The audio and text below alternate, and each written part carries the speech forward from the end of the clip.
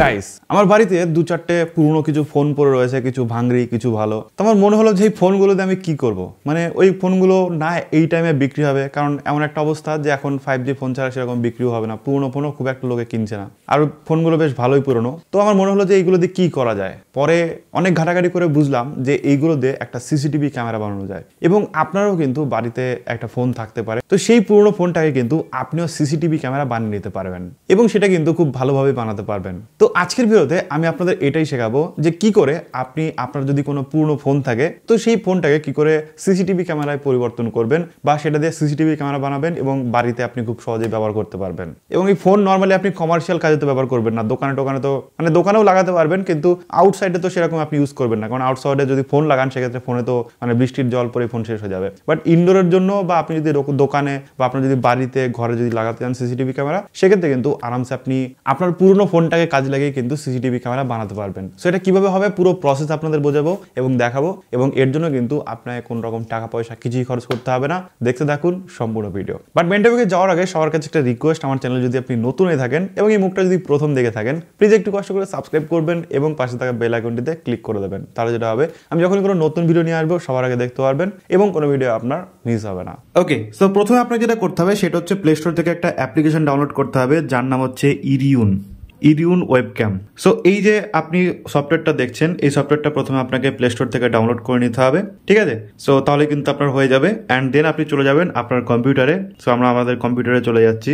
কম্পিউটারে আসার পরে আপনি যে কোনো ব্রাউজারে চলে যাবেন, ব্রাউজারে গিয়ে লিখবেন ইরিউন ওয়েবক্যাম বলে সার্চ করলে দেখবেন প্রথমে একটা ওয়েবসাইট আসছে ইরিউন ওয়েবক্যাম বলে, এখানে ক্লিক করবেন। ক্লিক করার পরে এখান থেকে আপনার যে উইন্ডোজ ভার্সনটা রয়েছে উইন্ডোজ ভার্সনটা এখান থেকে ডাউনলোড করে নেবেন। এখানে ক্লিক করে দেন আপনি সেভ করে নেবেন। ওকে, সেভ করার পরে এটাকে জাস্ট এখানে ক্লিক করে ইনস্টল করে নেবেন। আমার অলরেডি ইনস্টল করা আছে, যাদের কম্পিউটার আছে তারা তো জানেন যে কি করে ইনস্টল করতে হয়। সো আমার ইনস্টল করা আছে যার জন্য আমাকে ইনস্টল করতে হচ্ছে না। সো ইনস্টল হয়ে গেলে জাস্ট সফটওয়্যারটাকে ওপেন করে নেবেন কম্পিউটারে। সো আমরা ইরিউন ওয়েবক্যাম খুঁজে পেয়ে গেছি, জাস্ট এটাকে ওপেন করে নিই।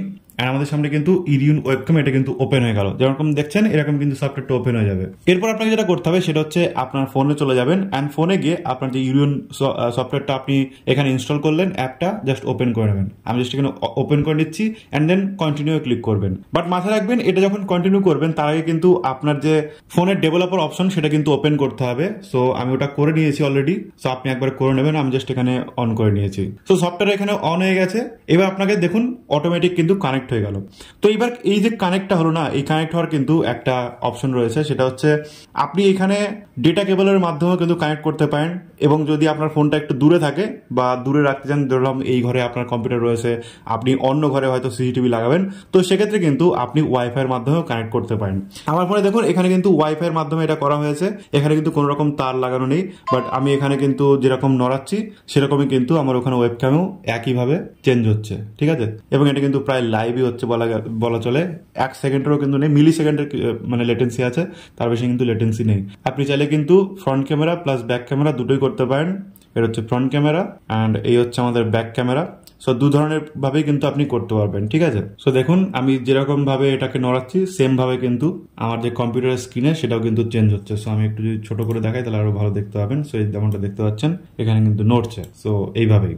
তো এইবার আপনি যে ইরিউন ক্যামেরাটা রয়েছে এখানে চাইলে কিন্তু বিভিন্ন সফটওয়্যার ওবিএস বা যে কোনো সফটওয়্যারে কিন্তু রেকর্ড করতে পারেন সিসি ক্যামেরার মতো, প্লাস আপনি কিন্তু লাইভ মনিটরও করতে পারেন যে কি হচ্ছে না হচ্ছে, সেটাও কিন্তু আপনি এখান থেকে করতে পারবেন উইদাউট এনি প্রবলেম। আর যাদের ফোনে ডেভেলপার মোড অন নেই তারা কি করে অন করবেন, আপনারা চলে যাবেন আপনার ফোনের সেটিং আসার পরে নিচে চলে আসবেন, দেন তারপরে অ্যাবাউট ফোনে ক্লিক করবেন। অ্যাবাউট ফোনে ক্লিক করার পরে সফটওয়্যার ইনফরমেশনে ক্লিক করবেন। ক্লিক করার পরে এখানে দেখুন বিল্ড নাম্বার বলে অপশন রয়েছে, এখানে বারবার করে চাপবেন অন্তত 7 থেকে 8 বার। দেন আপনারা কিন্তু ডেভেলপার অপশন বা এই যে ডেভেলপার অপশন আপনাদের দেখাচ্ছি, এই যে এটা কিন্তু অন হয়ে যাবে। এই যে ডেভেলপার অপশন বা ডেভেলপার অপশন যেগুলো অন হয়ে যাবে, তাহলে কিন্তু আপনার হয়ে যাবে, কোনো রকম অসুবিধা নেই। সো এতটাই সিম্পল।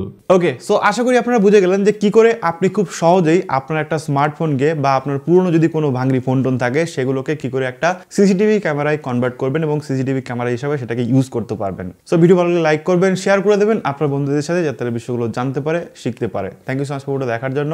দেখা হবে নেক্সট ভিডিওতে। টাটা।